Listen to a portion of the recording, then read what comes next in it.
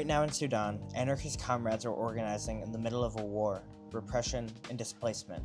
The anarchist group in Sudan is building mutual aid, grassroots committees, and political education for survival and liberation. And they need our support. You can stand with them by making a one-time donation, holding your own fundraiser and sending the funds to the Open Collective, Support Sudanese Comrades, link in bio, or become a monthly supporter at that same Open Collective link. Every contribution strengthens their ability to keep resisting and caring for their people. Solidarity means action. Tap the link in our bio or in the show notes and support the anarchist group in Sudan today.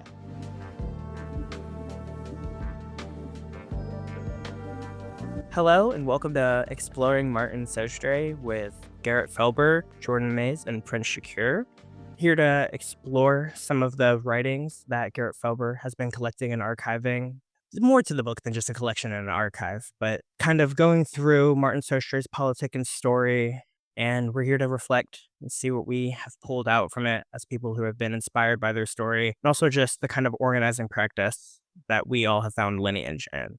I'm Jordan Mays. I'm an editor of In the Mix and co-host of The Dugout, a Black anarchist podcast with my co-host here. Hi, my name is Prince Shakur. I am an author, educator, and also a co-host of The Dugout. And I'm really here to help unpack the legacy of Martin as someone that's newer to his work and legacy and teachings, and reading and researching a lot about him over the past few weeks with folks here and just kind of like learning about defense committees in general. I think it's really relevant to all of the things that are happening nationally, globally right now. And so it's just really fascinating and moving to see the work of the Black ancestor and to understand how it literally relates to things that are happening right now, which is sad and inspiring, I guess. My name is Garrett. Thanks for inviting me to participate in this conversation. I first came across Martin's name, I guess, in about 2011. Was really interested in looking into his organizing with the Nation of Islam back in the late 1950s. Google searched him and found out about his later life as a political prisoner and the development of his politics. And I wrote him a letter in about 2013, and we briefly corresponded before he had a stroke and was unable to correspond anymore. And then he passed away in 2015. Around 2020, kind of decided to pursue this biography project. So I spent the last 4 years pretty intensively speaking with all the folks that he organized with over his very long life of 92 years, his family, and just kind of, like you said, being really inspired and eager to learn about all the ways that his politics developed over time and indirect engagement with his actions. Like, I think that's the thing I would love to talk about, is how his theoretical approaches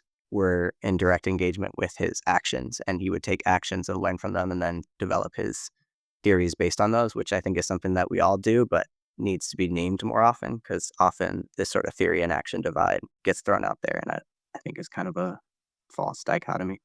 To kind of give the best context for the catalyst of tonight, we should listen to a clip from, I believe, a recording with a member of their defense committee, I believe, but mainly focusing on just what Sostre talks about with their trusted comrades.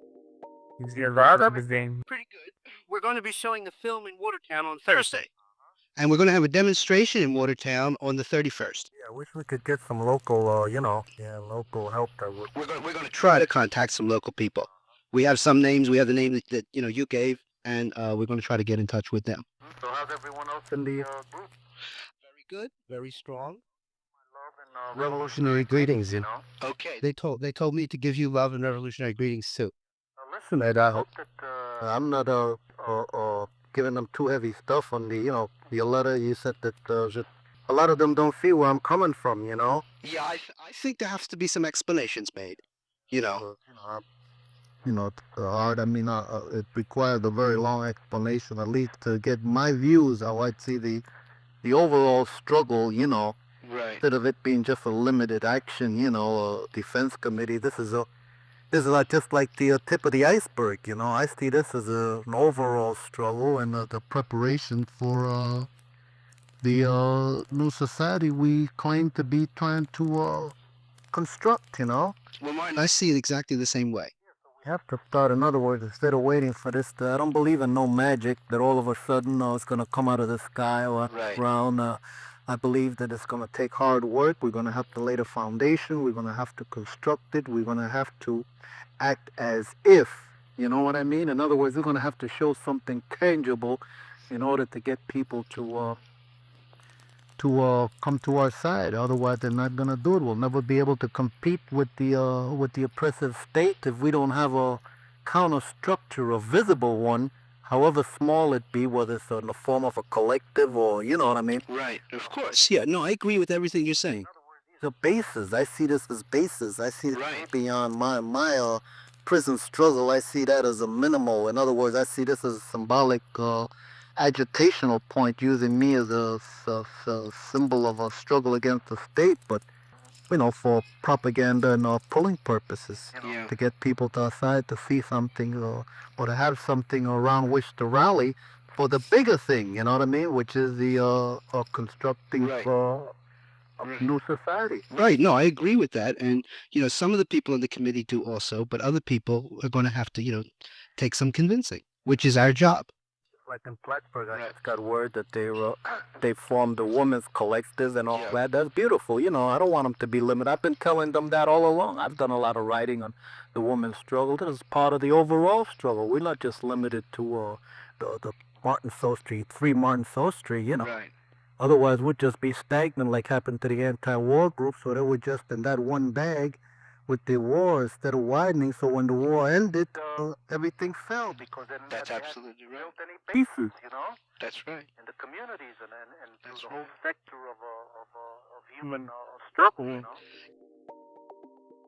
That clip gets to one of the central parts I wanted to talk to you about today, the models that Sostre was adapting and putting into practice around their own defense committees, the things that they were seeing before and after, and the kind of relationship that was still being had between inside and outside organizers at the time, and how Martin went about trying to make sure that things were impacted. Restructuring had the impact that they wanted to by making it more decentralized in a way and trying to embody this revolutionary anarchist principle in each one, with more of like an ethic frame than like forcing a politic frame or more a process implementation. But they were talking about horizontalism when they were like decentralizing certain parts of their committee, but like what other impacts on their structure did the other defense committees have? I guess to jump in before you give more context, even hearing that clip again, one thing that I'm interested in is how can a movement be built around someone's name, their likeness,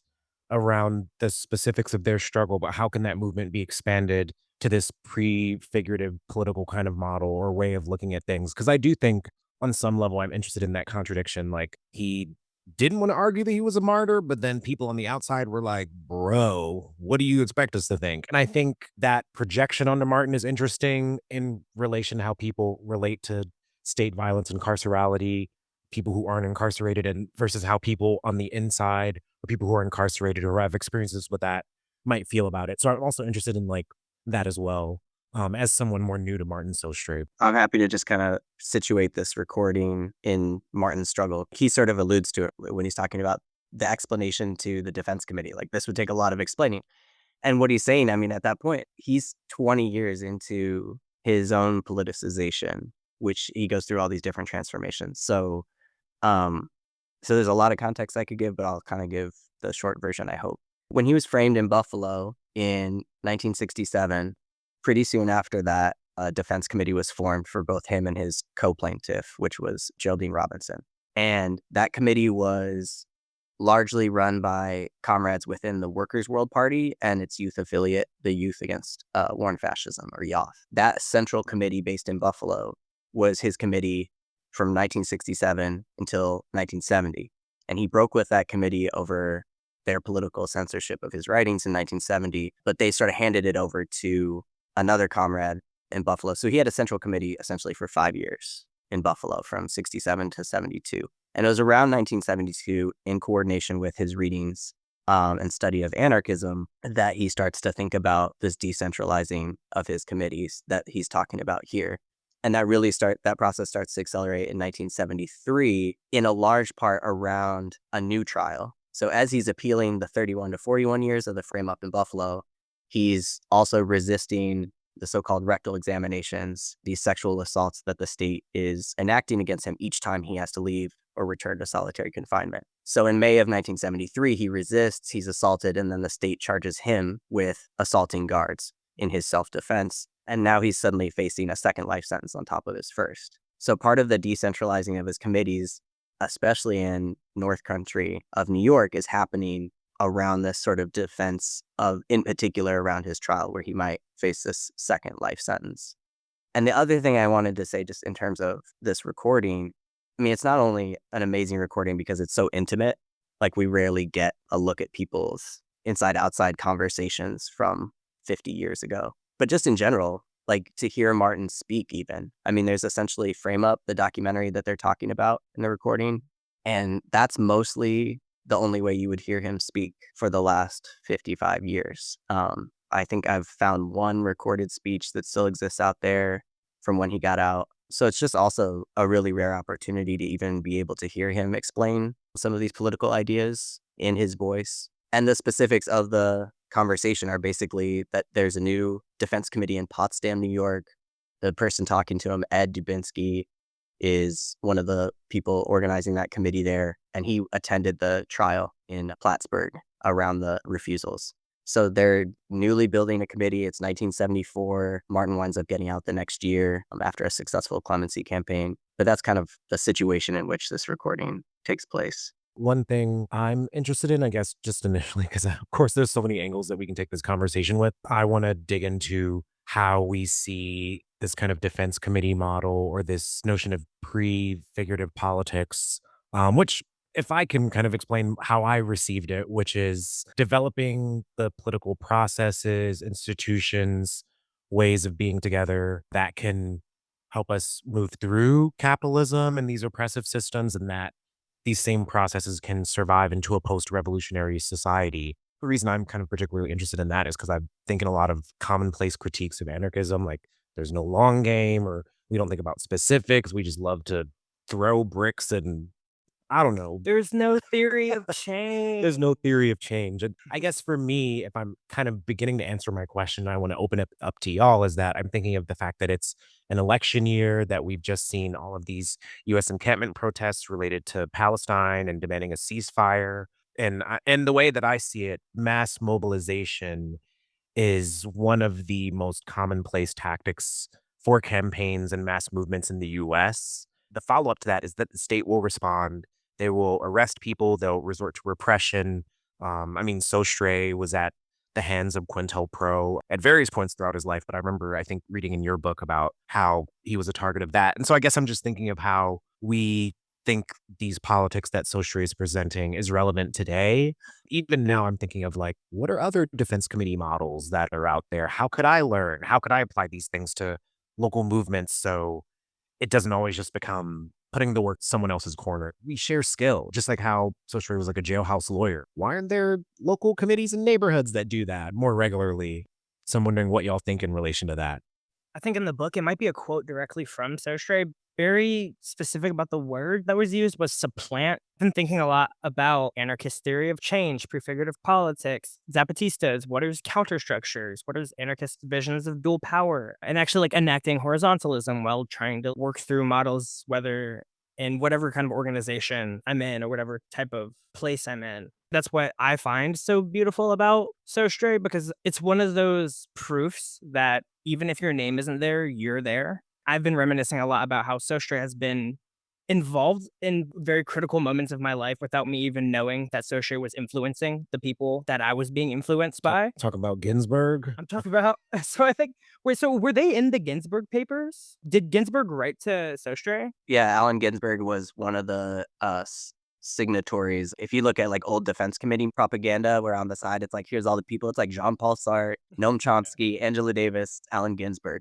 And that was crazy to me because in high school, Ginsburg was surprisingly formative to my radicalization. The only time I ever looked at a beatnik and was like, oh, I like their work and this is transformative for me. Not to shit on every beatnik out there. But I do want to bring it back to the whole counter structure and dual power organizing and how looking back and the people that have influenced contemporary anarchism and how like you could see like the trajectory of this being formed of like what people nowadays are forming in contemporary anarchist circles and how I came to certain contemporary anarchist circles, and at least how I still find community. The way he described prefiguration was, if we do it right, it will end up right.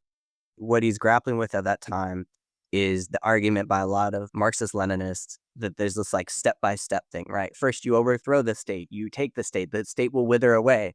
And he's just like, no, you overtake the state and then you become the state. And then the state maintains its oppressive structure with a different head. What he's saying through prefiguration is essentially that you have to build in the most granular way within your organizing the structures that you want to replace in this new societies. One of the things that I found just kind of like humbling, but also nice to see was in the letters between him and Ed. Ed sort of recognizes that as a veteran organizer within the group with a lot of folks who are newer to organizing, that he's sort of constantly coming up with the agenda for the meeting. He's the one who's like talking the most at the meetings. And there's, I think, an implicit recognition in the letters about male chauvinism as well, of like his subject position within the group. So they start having like a rotating facilitator and, someone comes up with the agenda each time. And it's like, if you've ever been, organizing, you know that this is something we do and it's so small, but it's just like, you see the way that they sort of had to come to that. Like, oh yeah, actually, this is the way that we stop organizing vertically within this collective. And then the second piece of it is the sort of, they talk about broadening the struggle both horizontally and vertically. So they talk about like kind of deepening people's engagement with the struggle, but also then spreading it horizontally, by which they mean understanding the way that all these issues are interrelated. In the book around the Potsdam Committee, they start around this sort of very specific case of Martin. And this is, I think, what he understands about organizing is that his resistance to the sexual assaults in prison and then this kind of like second frame up by the state, it's a very tangible thing that people can see and they can feel. They can go to court and they can see how all aspects of the court are emblematic of fascism. There's no way this guy's going to get a fair trial. And they can be radicalized through that process. And you bring them into struggle. And then suddenly the people in that Potsdam Committee start saying, well, what other things are happening around the criminal legal system in our community? So they start organizing at the women's prison. And then suddenly after Martin gets out, they kind of have this collective, right, that's doing organizing, but has only been doing it a year. And then they're like, well, what are we going to do? And they get involved in fighting against a high voltage power line from Canada down to New York City. And that becomes like a decades-long environmental justice campaign. And then they start doing work with indigenous sovereignty with the Mohawk Nation. There's plenty of examples of defense committees that Martin's sort of started that just fold after he gets out. But the Potsdam Committee is one of these ones that I think is really useful in seeing the way that you can take an individual struggle against a specific example of an injustice and then broaden outward. You all should follow up about this question about how we apply it today. Because yeah, absolutely. Like the state is doing another roundup. Like if we think back to the RICO charges with Cop City, the encampments, right? So this is like very much the same fascist roundup that Martin was in the context of in the late 60s, early 70s. And so how do you use a sort of framework of defending those people, getting them out of jail and out of prison, while also broadening the struggle and understanding it as more than just that? And I think that's the moment that we are entering right now, unfortunately. Kind of beautiful to see some of the similarities as well around the RICO cases with like committee work, but also mainly a large decentralized network of people who are holding rallies and fundraising and doing events all around not only Turtle Island, but I think like the ways to like deepen those connections and really try to find a ways to like make those spaces also something that can revolutionize how we interact with doing abolitionist work and doing solidarity work and actually, like as Martin said, deepening community and like deepening those ties so that we can actually build something a bit more autonomous and start confederating these systems of support with each other. Because I think what is an anarchist theory of change? And it's these prefigurative systems coming together and not taking power, but building power and using that to then supplant what was there. I was reading this earlier and just like obsessed with the word supplant. I thought it was like another beautiful word to add to our vocabulary as anarchists who want to talk about these things of superseding or replacing in the minds of ordinary individuals that work their day-to-day lives and supplanting the status quo. And doing that in a way that actually takes from people's day-to-day experiences and puts it into something more revolutionary. And I think that's deepening time commitment that actually builds something people are willing to defend and put energy into growing. Yeah, I just had to look up what supplant means, and for people that don't know, it means to supersede and replace, which I'm like, what the? That's what I'm all about. I did also appreciate in the book when I think it talked about Martin or someone they knew basically saying that law is suppression codified. And so when I'm thinking about Martin proposing these defense committee models and his politic and how he was in direct confrontation with the state in ways that a lot of people that haven't been incarcerated can't even imagine. I think about that basic point of affinity that he's addressing, which is if we're looking at everything that's happening now on a contemporary level, yes, suppression is on the rise. Yes, the Trump presidency might make things more legible to certain people. Yes, it's possible to detect the suppression, but I think there also needs to be a political process where we educate or demand or we prove that law is suppression codified. And so these defense committees, I think in another way, are demanding that we redistribute these skills that lawyers or like people that are state adjacent in their professions kind of have. And we make it our collective responsibility to think about the law, to argue it, to understand it, and to really, I guess, supplant it, if I'm using that verb the right way. But that to me is already like a really inspiring argument, especially like as a Black person growing up in the US, where my mother raised me being like, don't walk around with your hoodie up or your headphones in and always say yes, sir, no, sir, and thank you, sir. And how a part of the Black experience is literally being socialized into submission. And also, Blackness simultaneously exists at this, like, if I'm applying an Afro pessimist logic, we don't even exist. We're not human. And so we don't need to abide by these laws. And so how can we, even racially or like across like political lines, ideologies, really push to have the law be meaningless on a certain level because we collectively have a grasp on it. And then that can tangibly kind of connect people who are incarcerated or not incarcerated, because I feel like the law or our proximity to the law or criminality is kind of the line that most people see themselves. The line is drawn in the sand. And depending on your family or how undocumented you are, or your, I don't know, just like how criminalized you are, it changes our proximity to that. And I think Sostre, he presented a great model that brought a lot of people in to have one kind of purpose. The scene you wrote about the people being in the courtroom and kind of chanting, and then like a bunch of people getting arrested. Like, I thought that was such a clear example of how participating or being an ally or in solidarity with someone then compels you to maybe ask yourself the same questions. Like, if this were to happen to me, what would I do? All of this is kind of presenting a process where maybe today we can push people to kind of think about that through grassroots legal training or jailhouse legal training or defense committee training.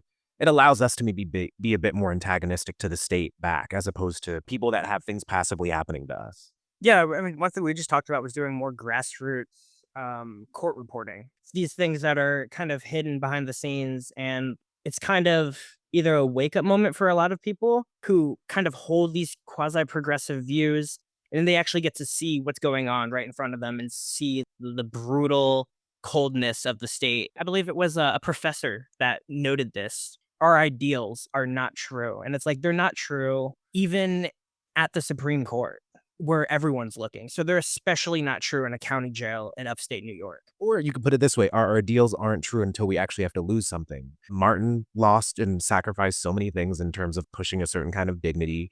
And then to the point about the courtroom scene with all those people that were in that committee, they reached jail and they were like, do I submit to this search or do I not? And then they had to judge themselves accordingly after. So from that standpoint, they had an ideal, but they didn't really prove it.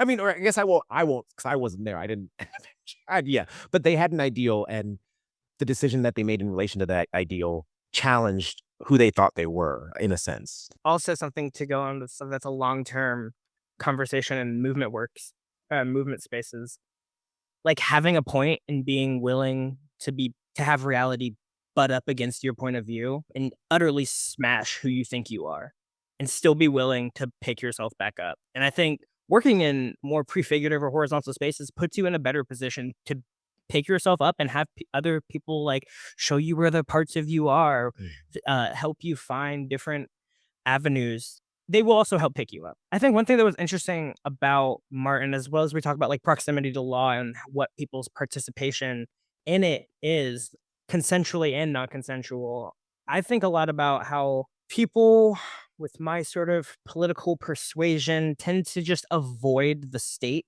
or interacting with it if they don't have to. It's a very privileged position. And when they do, they have this hyper antagonistic mode of operating, which is completely justified, but sometimes strategically lacking. Martin being a jailhouse lawyer brings that sort of context of survival, but also strategic and political leveraging. I think that's why back then people were saying, oh, prison work, how is this making the revolution go forward? When really the mentality should be the struggle is inside of me, and wherever I am, the struggle is.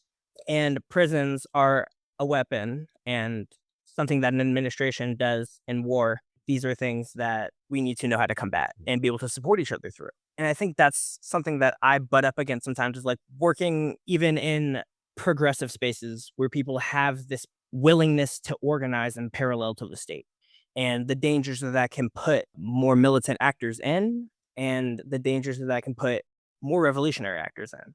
Kind of curious around that. They saw the courts as an arena, and I also see the courts as an arena, whether it comes to delegitimizing the optics that the state can use, really showing them how flimsy their law is in a public setting. It's not necessarily my frame of work. I don't work that deep inside the belly, but some people do, and there are revolutionary aspects to it. But I also think it was interesting that Martin said, I don't really see myself taking the bar when I get out. So like the positions that they're still willing to put themselves in, or willing to do when they're in a different arena, and what their struggle is and what they think their position can be for a revolutionary anarchist. Picking up on that last point, Martin sees all of these as sites of struggle and points of leverage, not that one is necessarily in some sort of hierarchy of like, oh no, we need to be fighting against prisons, but not organizing around environmental issues. The fact that he gets out and does tenant organizing, it's because he's home in Harlem in the mid 1970s amidst rapid gentrification. And that's where he is. That's what he sees. And that's what he starts organizing around, in the same way that when he's inside, he's doing jailhouse lawyering and political theater in the courts. That point that you just made about not sort of seeing aspects of the state that we're antagonistic to as places to just be avoided at all costs, like those are sites of struggle. And there's people who are entrapped in those sites of struggle. And how are you working with those people to make those repressive mechanisms visible to a broader base of people who can then be brought into the struggle to tear those down? That's what I think is so valuable about Martin's organizing, is that wherever he is, he sees it as a site of struggle, and he's constantly broadening the base of people who also can start to understand the ways that that's an oppressive mechanism. And then the other thing that you all brought up that I think is really important is just how are we constantly making sure that we're antagonistic to the state? He just understands the value of escalation. There's this really important lesson in the anarchist decentralization of his committees, which is that when he has a centralized committee and he's largely pursuing a legalistic strategy. I mean, he's one of the most prolific and accomplished jailhouse lawyers of the 20th century.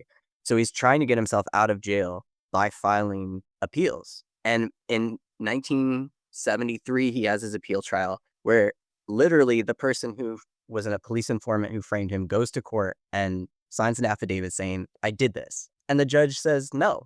And so the context in which Martin decentralizes, and he calls his first experiment an anarchism. He talks about how he's tried to embody anarchism on a personal level, but the decentralizing of his committees was the first experiment. And within 2 years, he's out of prison.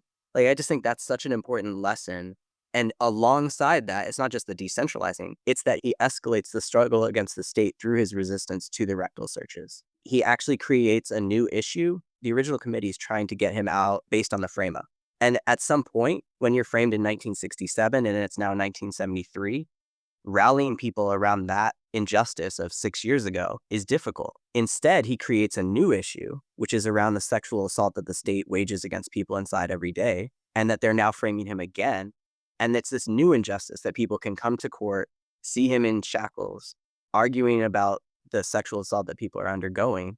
And it's that escalation where he actually sort of is, like you said, antagonistic to the state and creating a new sort of contradiction for people to see and grapple with that ultimately leads to his successful campaign to get out of prison. So I just think that's a really important lesson to underscore when we think about what do we take from that shift from a centralized committee it's not just the decentralization, it's also the escalation and sort of creating a new issue for people to understand and grapple with. When I was reading this, I thought it was interesting the word martyr was used in the text. I thought it was interesting that there were some people that were questioning the validity of prisoner rights works, the organizing around incarcerated people, around their rights, and like how that fit into certain ideas around the Attica rebellion. And in that dichotomy, I'm kind of seeing what you're saying about like he was framed, and then in the span of time between he started developing more into these defense committees and that strategy, that there needed to be a newer kind of legible violence that made the public more willing to participate, to support. I don't know if this is like a crude generalization or analogy, but I don't know. I don't know. I'm thinking of like Gandhi, MLK, strategies of nonviolence versus violence, and how if I'm thinking of like what MLK was presenting, it's like we need to create a public crisis so that when we are nonviolent and the state or those who are state adjacent white supremacists bring violence onto us, that violence becomes legible to the public. Maybe this is just like a big general question around how Sostre articulates the violence of being incarcerated and how, I don't know, I guess that relates to how people on the outside or people who aren't incarcerated are pushed to kind of change their proximity to violence. Because like when I was reading all of this, I was thinking about like how this is kind of legible to me because I grew up with incarcerated father figures, people in my family that have been to jail. And even though I personally haven't been incarcerated, I understand a certain kind of violence in that way. And so to see like someone who's incarcerated be like, I need letters written to me or XYZ, it's not a jump for me to be like, there are many different forms of violence that people experience while incarcerated or in relation to the state. The Attica part of the book was really interesting to me because I just thought it was interesting how some people might say like Attica was just some reformist stuff. And that to me is like very much a sort of condescending read of the violence that people who are incarcerated experience. And so I guess I'm just wondering what y'all think about that in terms of like what is being presented. Because I feel like generally it's a demand that different forms of violence be respected or accounted for by the public because the state tries to invisibilize them. Something about that is interesting to me when there's organizing around it. And I don't want to say weaponizing violence, but there is something interesting to me about how we contextualize different things and how that's a part of a political movement or a revolutionary movement. Do you mind if I sort of contextualize the debate that you're talking about just for listeners who might? Yes, because I can barely do it. And I was like, well, I think there was this and that, but yeah, please. Yeah. No, just because you're talking about a very specific debate. And so I just want people to have some context for it. So among those supporters, like Allen Ginsberg, the folks who are not really like intimately involved in a defense campaign, but added their name to supporting Sostre are Grace and Jimmy Boggs in Detroit. So you have folks who are, have been doing revolutionary organizing for decades by this point, signed on to support Martin when he was originally framed in Buffalo. Then there's just sort of this haphazard thing that happens where Dan Berrigan, who's supporting Sostre, asks for money from this philanthropist, Ping Ferry, and Ping Ferry is close with the Boggses. So he sort of borrows this argument that they've made about, quote, self-inflicting martyrs, and he sort of uses it without naming them and sends it back to Berrigan. And Berrigan in particular is sort of susceptible to this critique because this is something that people said about him as well, since he was a political prisoner, that he brought this upon himself and now he's demanding all this extra support. So I talk a little bit about it because it's just, I'm someone who studied the Boggs' work, really respect both of them as thinkers. And when I first came across their take on this, essentially Ping makes this critique, doesn't name them, and then says, if you want to follow up with Berrigan, you can. And so there's this back and forth between the Boggses and Berrigan, and it's unclear whether it's Jimmy and Grace or just Jimmy. But it's a terrible take. It is. It's really hard because I'm like, I would never say it. It's awful. It's really awful. It's hard to even convey. There's parts of it that feel like you're reading Nixon, honestly, because of the arguments about political versus non-political prisoners. And I guess what was really interesting, too, is there's letters from the same period where Grace and Jimmy are going into prison in Michigan. They're in communication with someone at Milan. I mean, it's not their lane, but they're not totally oblivious to like the conditions in which people are being subjected. Kind of reminds me of like the critique of the Panthers with like Huey and their campaign of like, you put this man up front, and now we got to worry about him too much. What or even like a late term critique of, well, of organizationally. Like, y'all centralized so hard, not even democratically, to the point that this happened, and how much of community funds and aspects. And this is, I guess, kind of the critique of a lot more clandestine direct action, when I guess now we're putting it in the lens of more of like it's not non-violent necessarily, but it is a direct action that one takes to make the contradictions more. And like whether or not we consider it like an intentional political direct action or someone living their lives, which I think is, as anarchists, we would say like it's a direct action no matter what. People do direct actions every day by just existing and resisting certain policies, and then deciding then or before actions, deciding to make it a political point to expose more contradictions. Would you say the reason those people leveled that kind of martyr critique is like, I don't know how to put this. Was it less ideological and more about someone being willing to be a leader at the forefront or to be visibilized? Like, I'm wondering what your take is on like Was it too soon from Huey? And they were just like, not again. Or like, what was the relationship to Huey? I don't know. That's why I'm confused. I think it's a combination of a really deep divide between Marxism, Leninism, and anarchism. That's not being said at all, right? But in just the ways people are thinking about how revolutionary change is going to happen, and also a very different position in relationship to the role that incarcerated people will play in revolutionary organizing. They're asking this question of what role does Martin's resistance to rectal searches have to do with revolutionary struggle?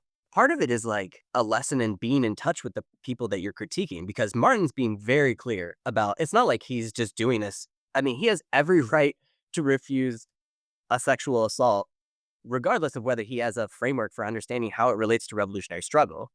But he actually does have both, right? He's talking about how he sees his struggle against sexual assault linked to the national liberation movement in Vietnam.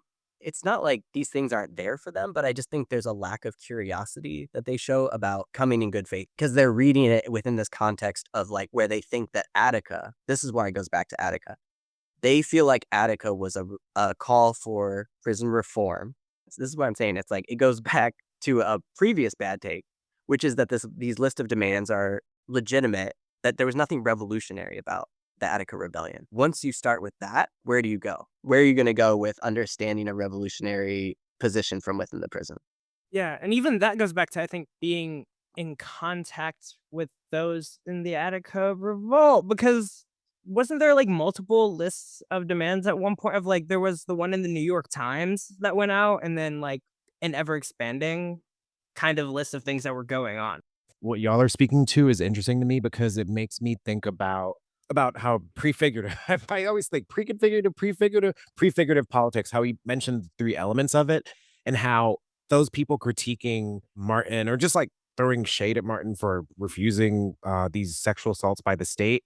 That to me is an extreme denial of the individual level of prefigurative politics. For me, at least, as a queer Black person living in this fucking country, for my survival, for my emotional health, I have to believe in that individual aspect, because if I don't free myself from these personal constraints that have been socialized into me through culture, politics, education, how can I even begin to help people on a collective level and then on a larger revolutionary level? And so for those people to kind of say like individual prefigurative decision doesn't account for any kind of revolutionary politic, I think it's also ignoring the timeline of like, you got to start within yourself when you're like maybe in school and your teacher says something messed up about the civil rights movement, and then you get kicked out of class, and then that becomes a problem then, but then later you quit your job and you lead a walkout. And I don't know, I guess I'm just accounting for like just the reality of how being radicalized isn't in these timelines that I think some people would like to believe. And I think that also goes to your earlier point about Martin's logic is more intuitive. It's like, if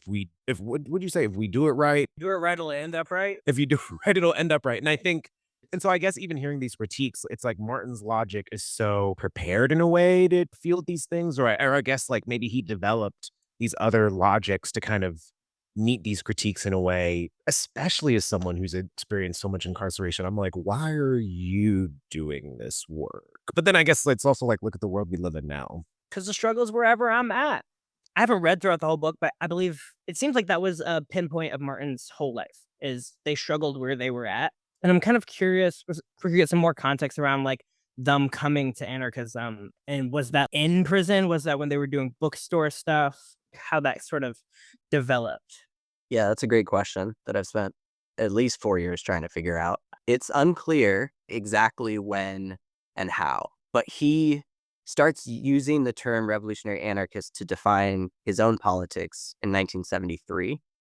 So right around the time that we're talking about of decentralizing the committees, of the recording that we started with. But, he mentored Lorenzo Camboa Irvin inside in 1969. And Lorenzo remembers him talking about all of this stuff, about counterstructures, about federations, about recommending that you read Voline and the Unfinished Revolution. So it's not like he just started thinking about it in 1973. And then he himself, in really one of the only documents where he actually writes about his explicit thinking about anarchism from that year, 1973, he dates it back to Buffalo, in the streets of Buffalo. And he said, that was the first time during the Buffalo Rebellion that I just saw spontaneous action, and the way that it became co-opted after the fact by organizations who sought to harness the energy that we saw in the streets that was spontaneous and obstruct it. He frames it very much as, like, I like the phrase you used about intuitive, because he sees anarchism as this very natural predisposition to organizing that then gets denaturalized. Like, it's organic and it's natural to sort of have these impulses to resist oppression when it happens to you individually, to organize horizontally, right? It's all, but then you're deprogrammed or, programmed to sort of think in these hierarchical ways and all these other ways that then you have to. So he sort of dates it back to 1967. So somewhere between him retroactively dating it to the Buffalo Rebellion in 1967 and then claiming the term in 1973. And I talk a little bit about why he was resistant to claiming the term, just because he saw it as not having much utility in organizing Black and brown young folks, which is what he mostly wanted to do. So that's why he added revolutionary to anarchism, because he was like, if I say anarchism, this is not going to resonate with people. The last point I was going to say about, we had talked earlier about wanting to talk about, is gender politics. In the period of like 1972, 73, where he's going through this really quick transformation, he's also reading a lot of radical feminists and thinking deeply about women's liberation. And I think, again, there's not a direct line that he makes in his writings, but it seems like he's thinking about bodily autonomy a lot. He's been resisting the rectal searches since 1969. It's around 1972, 73 that he's refusing to shave his beard and he's refusing the searches. And I think that emphasis on bodily autonomy, his ideas about there's no such thing as liberation unless the individual is free, that comes out of readings on anarchism, but it also comes out of reading radical feminism and thinking about the relationship of the body and reproduction. Yeah, because a part of me really just wanted you to tell me like a couple zines and I'd be like, cool, I'm gonna read it. Because for me, I got radicalized by Cleve Benally, reading a bunch of indigenous anarchist texts. That's what led me to start believing in anarchism as a thing. Because I also kind of had that, yeah, it's there. I don't know what it is, but it's a bunch of white people. Yeah. People shit. Yeah, I was like, yeah, it's just another European thing. And I want to develop something new. And, or I want to be a part of something new, or blah, blah, blah.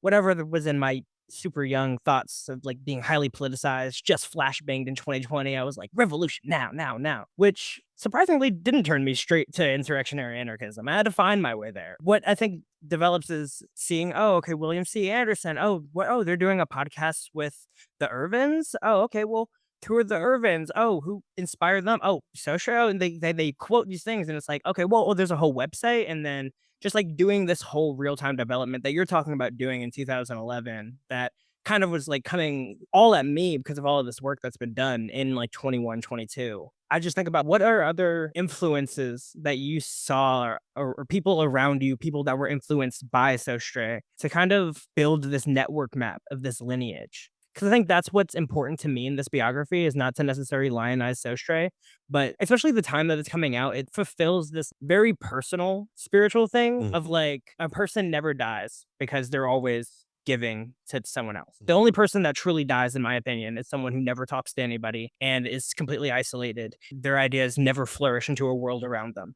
That person dies.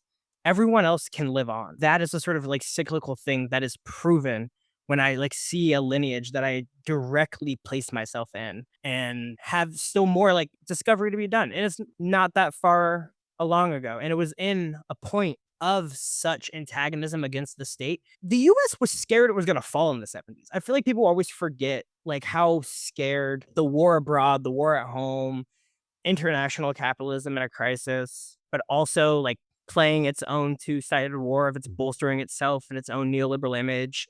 Maybe this is a weird question to bring this part of the discussion. But I guess I wonder, as someone that studied him so much, where do you think are some of Sostre's flaws or like misgivings? Or were you more curious about what he thought? Where do you think certain thoughts or ideas that he had don't apply to today? Because I feel like that's also something I think about too. I'm just going to read this quote because it's exactly the thing you said, but it's in Martin's own words. So this is him writing in 1972, so right around the same period. And he writes, "Nothing disappears in this world. Either it lies dormant, awaiting for the propitious moment to manifest itself, or it manifests itself in different forms and manners. Once an act or thought is set in motion, nothing can stop it." I just have thought about that so much in the course of writing this book as in his own actions. He's always talking about doing things, not saying things. Like, what is the importance of an action? And I just think about all the ways that his actions are continuing to live. And I think about that in my own work, like how the actions that I do live on, often in ways that I have no idea about. You don't always get to see the way that your actions live in the world. So I just think that's a really important point. And I also appreciate you sharing the ways that you came to Martin, because I think when I started this book project, I was like really excited that the book would be a way for people to finally learn about this person who I had been learning about and was really excited about. As I realized what an undertaking it was, like I was talking to William and then interviewed Lorenzo and got connected with him. And I was like, well, there's a lot of stuff we can do on the way to this book to share in different ways. It's not like a one-stop shop, right? Like there has to just be this biography. There's all these different zines that we could do in the website. And so that's something that we've tried to do over the last 3 or 4 years, is just like get as much material to people as we could, because it doesn't do any good just sitting on my hard drive. The Martin Sostre Institute is me, Lorenzo, and William mostly. Oh, that's amazing. Yeah, because I definitely found it high as fuck one night and downloaded everything from my personal archive and imposed and unimposed and did things. Lorenzo wrote a proposal for the Martin Sostre Institute and sent it to us. And it's really beautiful to be able to, like, I gave a talk maybe 3 or 4 weeks ago and asked the audience, like, how many people are familiar with Martin Sostre? And had I done that 5 years ago, I would have been shocked if someone in the audience raised their hand. And it was like a third of the people. And they said, so then I was like, wow, okay, how do you all know this? And they said, William's work, Ori's new book, Tip of the Spear, the Martin Sostre at 100 event that we did for his centennial last year. It's really exciting. Okay, his flaws. I find it really difficult to judge. I mean, You just love him so much. no, I just feel like it's so hard to actually get a full sense of, like, there's parts of writing this book that I get to and I'm like, I find myself being like, oh, don't do this, Martin. Like, I wish you didn't do that. But I then find it very difficult to actually get a full sense of how would I know the full context in which he's making any decision? And I think that just gives me a greater appreciation for like critiquing anyone's shit in this world, especially people that I know are principled, that I respect. Like, they're making it within a context that I often don't have the full understanding of. And I think that's a lesson that we should all have, because it's really like there's some real out of hand, just like not only fuck what this person is doing, but everything they've ever done. Like, it's all just, that's just kind of like the climate we live in. So there are moments where I strategically, I'm like, when he's just getting frustrated and like firing attorneys left and right and is like, I'm going to do this on my own or something. Or I'm like, and like the gender politics thing, like he's interested in women's liberation. There's like anecdotes that people have given me that are very intimate that show that like he's a really humble, thoughtful person who's engaging in like a self-critique around gender politics and women in the movement. It's hard to know on the ground. That looks like in every relationship. There's a lot of lingering questions I have. Like, I would love to know. Yeah, what are some of those? There's this trial back when he's in the Nation. They're asking him about this constitution that he wrote for what was called the Muslim Brotherhood in prison. It's this really amazing document that the state's trying to use against them. And the two people who are excluded from the Muslim Brotherhood are known informants and, in the language of the time, homosexuals. And they ask him about it in court and he starts to answer and he gets interrupted. And I'm like, I would love to know the answer to this question. What did they say? What did they used to say? Don't ask, don't tell. in Frame Up, when he talks about the resistance to the rectal searches, he says it's symbolic of sodomy. And it's sort of like my first watch, I was like, this feels kind of homophobic, but I don't have any more context. Like that's I mean, I don't know. He kind of sound like Unc. I wouldn't put it past the homie to be like, man, ain't no nigga gonna put nothing near my butt.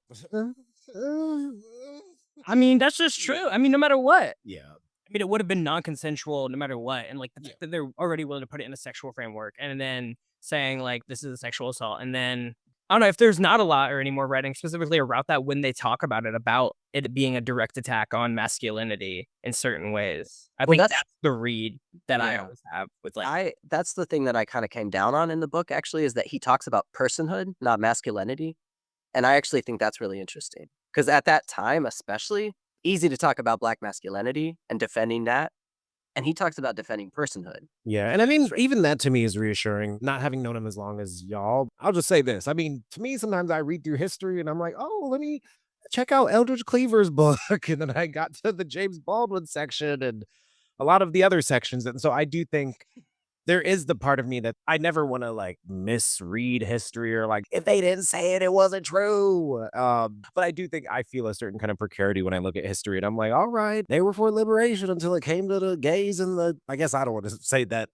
I guess the informants, but the gays or the LGBTQIA people. And so, but it is reassuring because I do think language matters. And I feel like a lot of the ways that I approach radical spaces, or at least a lot of the way I think about like radical literature, evidence of radicalism, is that there is this struggle between the state being able to restrict and control what passes through and how carcerality, or I even think about like my family having a lot of undocumented people. There's so much knowledge and perspectives and things that I will never theoretically have access to unless I can specifically talk to someone or know XYZ. And so I kind of understand and respect your journey as like a researcher and someone studying his life as like, we can't know everything, but the best we can do is kind of gather the knowledge and kind of make a respectful guess or assertion. And I feel like even for me in the least, like someone being able to talk about personhood and not to like relegate their humanity to masculinity or manhood. Like that to me is already, I don't even want to say an innovation, but it's just like, it's a good thing that Martin viewed it in that way. Cause I think it's more, to your point, more inclusive.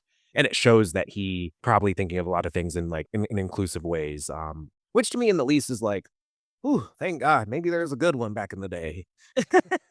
I mean, when he got out and was, like you said, like started doing tenant organizing, like thinking about, I don't know exactly the timeline of like what they were doing when they got out in a way to inform what we're doing now in organizing circles and what other organizers and activists can take from the sort of prefigurative politics that is outlined the beginning of the chapter 10 that we read by Cornell.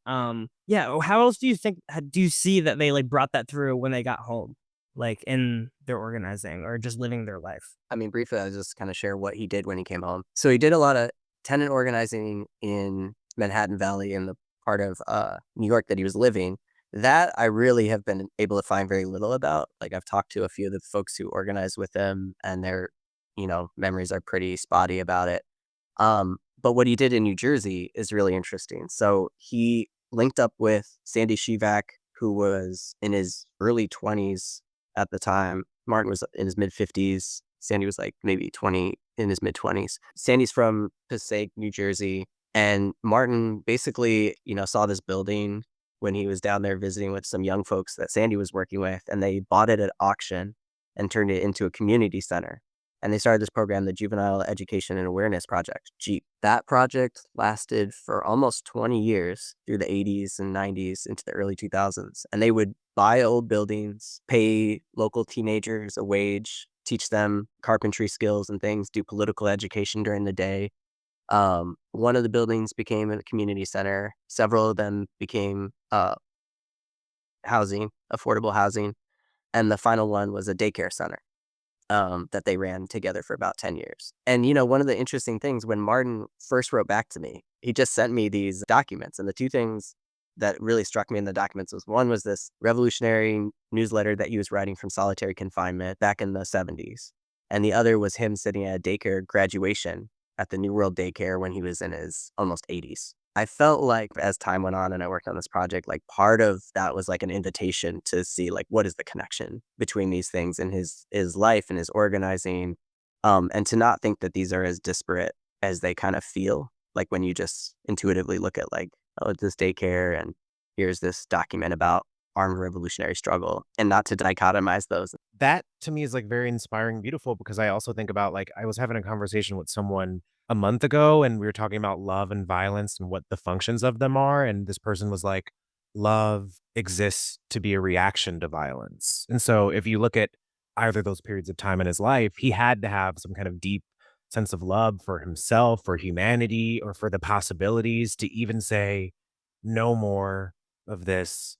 We have to find another way. And then to be able to get out of incarceration, see all these other possibilities, be in a space where you're watching young lives grow. Both of those things have acts of love that are in reaction to violence, essentially. Cause it's like how people talk about, like, I'm thinking about like having kids, but it's like how people say like having children is, did you say this? It's like an act of revolutionary hope, or you said that someone said that to you. And I don't know. I think about that. Like, how do you survive all this shit as a Black person and you get to hold all these cute little kids? And Oh, yeah. I don't know. Asada said that. Okay, yeah. I do see like I don't know, I see a relation that there has to be love there for him to have done either of those things, even if it's in the most cursory. Well, and like prefigurative counterstructures, like building a daycare, building a community center. He really wanted people to be able to see tangible things in their life that affected their material conditions. And he understood that that's the only way you're going to bring people into struggle, is if they actually can see and feel the ways that the struggle affects them. At first, I really thought you were going to say they squatted the buildings. But I was like, Earlier, yeah. yeah, I was glad to see, I was like, I'm glad to see that they're, I was like, these little kids know how to squat? I was like, they held it for 20 years? Okay, no. But I do think that's important to like, all strategies are valuable. And I don't think 80 years down the line, they would have been like, stop squatting buildings. Make sure you go get a hedge fund and get it together with your friends. Make a community bank. That's the only way. How do you think this notion of prefigurative politics, as Sostre kind of talks about it, how does it show up in your life? How has it shown up in your life or your political progression? Personally, it's meant everything, which I think is something intentional I've been trying to do today, is not say prefigurative politics and say something else and use more words or just different words, which is why like I'm loving the phrase, if you do it right, it'll end up right, because that's just kind of like the mode of operation for me and kind of where I draw my lineage in any sort of social history or social ecology that I find. Because as much as I love the chaotic brilliance of my life moving on through the relationships I've had, there's so much of that brilliance shining through me every day of ancestors and people that aren't even interacting with me yet. That whole ecosystem of it and trying to live as authentically as possible throughout that will lead to the best conditions moving forward. And I think that's the autonomous part and that individual revolution, and knowing that that individual revolution clings on a collective. And that collective is nothing without freed individuals. If not, it is not a freed collective. What about you? All right. Well, one, I want to just say I love that so many people who come to anarchism, whether we're talking about ourselves or Martin, it's like this thing that you intuitively practice and then later develop the language for or find the language for. Because I think I sort of came to anarchism in a large part through this project rather than sort of setting out to write this book because I was an anarchist and wanted to do that. So I think like Martin very much mentored me in that way.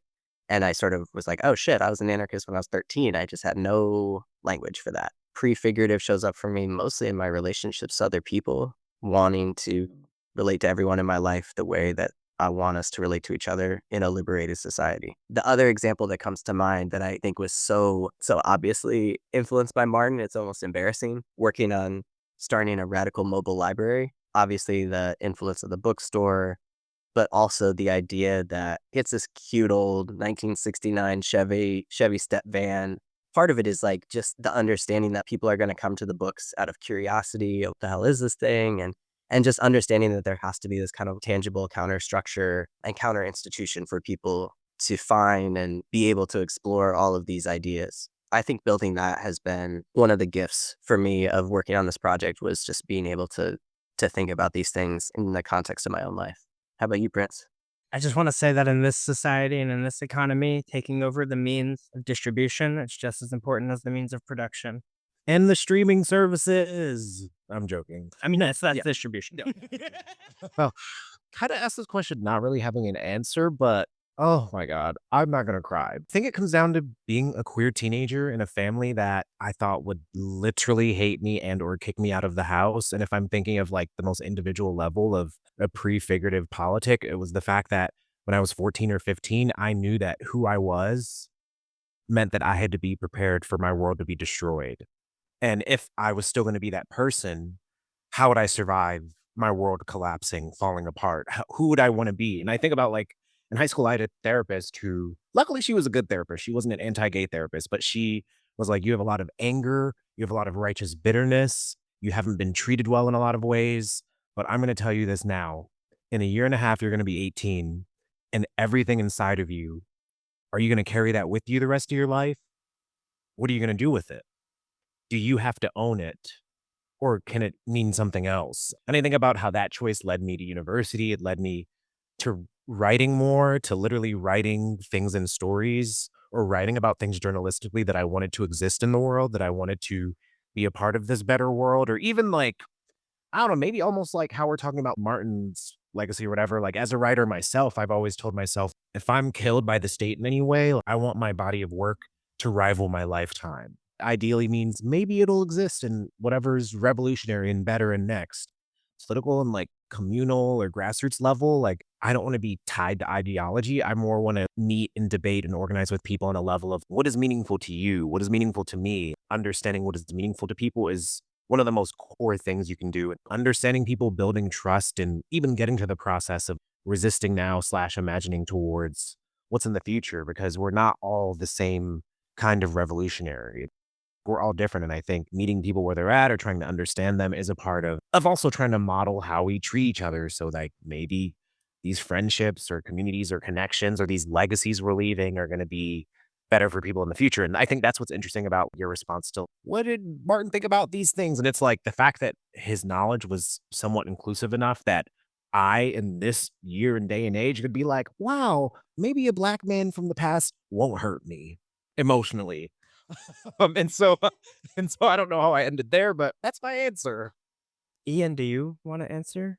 One thing that I will add, the concept of the defense committee and what it can mean, especially in this moment, is the stuff that you're talking about. We're going through it like right now, here on campus. Got like 90 people that got arrested May 1st. There were 2 people that were arrested way back in the fall. They're about to have their next court hearing. All these other people that were arrested 18 days ago that are going to be facing their first court appearances in July. Prosecutors talking about upgrading the charges now to like misdemeanor A, people looking at jail time possibly. And in that, we're all trying to figure out, okay, how do we operate? How do we sort of defend people? And how does this build what we can do? How do these things themselves become opportunities for building organizations for acting in ways that we may have been constrained in other places? For example, my union, we got our contract by threatening to strike. They kind of shut us down from being able to move up to the whole strike thing by conceding. And so we had gotten what we wanted in terms of the economic needs that we wanted, but we didn't get the sort of victory of the actual disruption and the actual moment of rupture. Within that, we had built into our contract the ability to go out on strike under contract over unfair labor practices. And those also, we basically found a legal loophole that would allow us to not go to work if another union is on strike and picketing our locations. And that culminated in what happened on May 1st, where we had the grad students go out on a strike. They picketed our locations and we didn't go out. We had this labor rally for Palestine. The student movement was there. All these different community groups are there. That's when the encampment started, and that's when the riot police came in. And now we're trying to follow in the path of, say, like where a UAW in the UC system is going, where they're looking at 20,000 going on strike right now over how the UC system has brought down the state on protesters there. In this sort of legal defense process, in this sort of battling, against state repression process, a way that it opens up new terrain for all sorts of different struggles, including like the return of a militant labor movement. And I'm just thinking about all that, as you guys are talking, thinking about where this will go forward from here. But Yeah, I can say for me, this conversation was really beautiful, stimulating. It definitely gave me a lot more to chew on and think about in terms of Martin. I think even everything you were saying, Ian, you're also speaking to you're speaking to the specifics of the complexities of what we're experiencing now and how certain modes or tactics are becoming more possible, which makes certain kinds of state response or repression more possible. So I'm just really glad that this conversation has grounded me in a certain kind of history, in a history that's tied to my people, my lineage. And I feel like, especially coming from a family with a lot of carcerality, it's really beautiful for me to find another way to exist in relation to it, kind of to what you were saying earlier about sometimes having interactions with the state makes us more fearful. And I feel that in my body sometimes. These kind of conversations help ground me and remind me we have modes of resisting, being antagonistic. And a lot of it is like what I'm experiencing and thinking about literally right now anyway. So it's kind of, I don't know, this was just really reorienting. So I appreciate it. I just want to thank you all for being in conversation with me. I'm just so excited for people to discover, deepen their relationship to Martin and his ideas. I think there's this impulse that a lot of people are going to have with Martin of like, do we claim him? And in what way do we claim him? And I just want to like press against, not in anyone in this conversation, but like for the world in the future, it's just a set of ideas and practices that we can draw upon. Like William and I talk a lot about this. Like, what is useful about not just Martin's ideas and actions, but all the people around him that we can use in our own struggles? At the end of the day, like, we don't have to, like, I think you said, lionize Martin or do the reverse where we're like hypercritical of Martin. And I think that's just something that I've had to grapple with as I've been working on this project for a long time, feeling sometimes like so indebted to him, and then other times critical, and then feeling all sorts of ways about that. So I think this conversation was a really good reminder for me of just how rich his legacy is and how it enables us to think about our own organizing in much deeper ways. So I appreciate that. Hey everyone, we're excited to invite you to join us on Patreon. By supporting us, you'll be helping us keep the podcast going and make it possible for us to continue sharing Black radical ideas and history.